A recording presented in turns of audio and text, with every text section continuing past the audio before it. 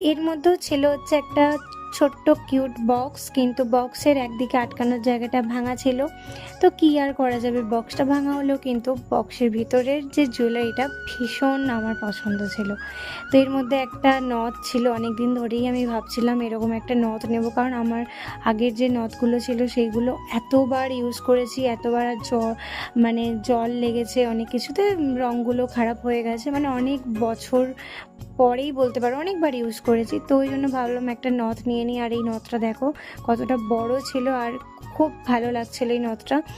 তো যাই হোক, আমি ঠিকমতো করে পরতে পারছিলাম না, কারণ মুখটার কাছে ঠিক চাপ ব্যাপারটা ছিল না, ওই জন্য বারে বারে খুলে যাচ্ছিল। তো অবশেষে দেখো পরতে পেরেছি, কেমন লাগছে আমাকে জানিও। আমার তো ভীষণ পছন্দ হয়েছিল, তোমাদের কেমন লাগলো কিন্তু এই নথটা কমেন্ট করে বলো।